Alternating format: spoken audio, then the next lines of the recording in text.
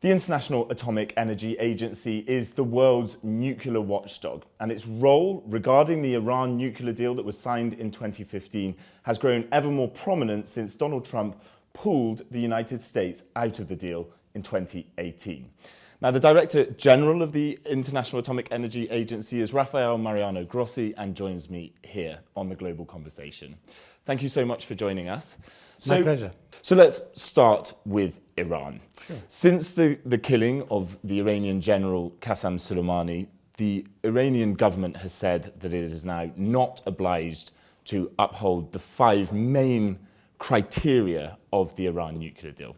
How dangerous is this? Well, I would say that the situation is rather unusual in that we continue our inspection activities. In this regard, the cooperation of Iran as an inspected state has not been interrupted.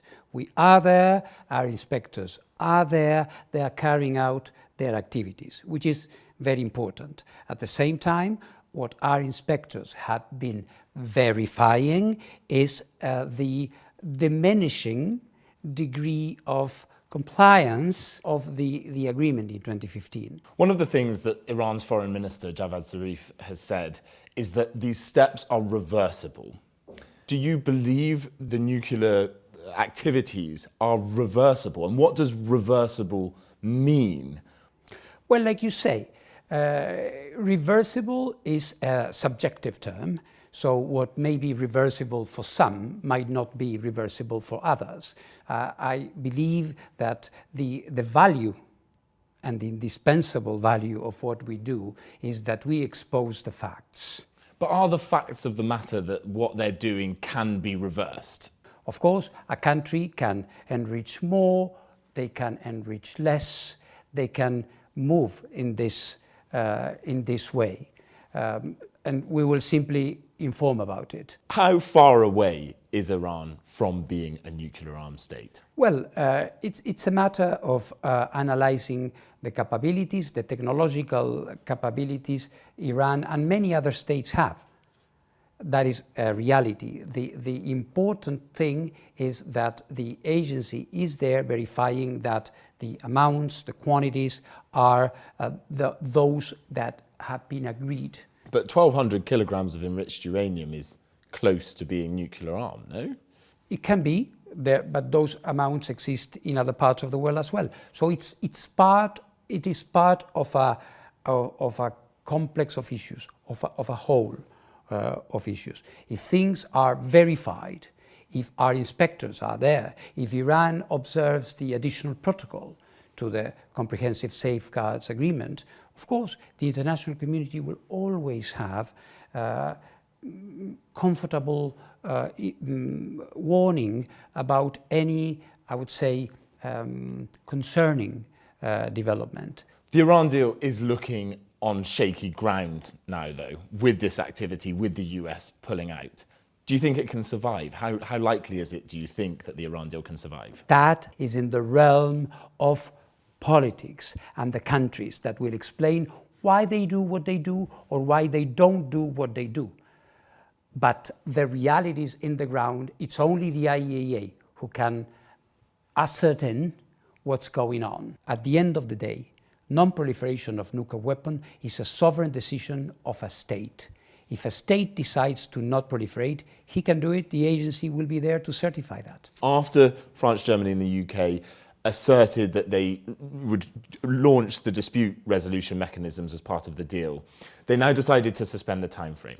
What does that mean from your perspective, and what does your agency do in the meantime while that timeframe is suspended? We have to ensure the continuity of the inspection effort. Obviously, if there was any interruption, if there was any disruption in the work of our inspectors, quite clearly that dispute which is to be resolved by this mechanism would be much bigger than it is at the moment. US President Donald Trump had been perceived that he had the summit with Kim Jong-un, the DPRK leader, and now things are looking like they're a little bit more sour.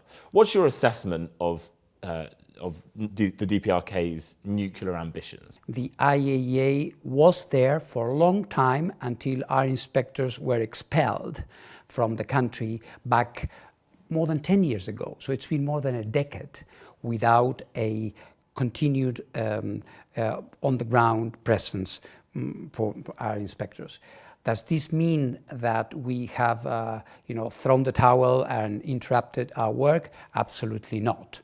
We are analyzing constantly information about what is going on, and we are keeping our readiness for immediate deployment of our inspectors. When we began this complex relationship, North Korea was a country with ambitions, but without nuclear weapons. Now they are a nuclear weapon state with a confirmed arsenal. So the whole situation is politically, technologically different. So I think in terms of ambitions, I would say maybe we should stop talking about ambitions. They are a nuclear weapon state. So we must need to try to roll this back. We must need to try to make it as stable as possible. But the US president has proved himself to like to do things himself and not through international organizations like your own. Do you think that he sees your value as an agency in going into the DPRK, or do you think he would want American inspectors going in there? Well, I believe that when it comes to an agreement, if there is an agreement with the DPRK, I'm persuaded, I'm convinced that this agency will have an indispensable role. How worried are you about the potential for non-state actors to be able to, in the future, potentially get their hands on nuclear weapons? It is a concern. It is a concern. The amount of nuclear material, and by nuclear material I don't mean nuclear weapons, I mean uranium, enriched uranium, or even material that is in health facilities around the world, is growing, which is good. But of course, this is also a magnet for groups, terrorists, that can have access to this material. I wouldn't even say to make nuclear weapons, simply to have a radiological incident, a dirty bomb, as you know. So all these possibilities do exist. Rafael Mariano Grossi, thank you for joining us on Your News. It's been a real pleasure. Thank you very much.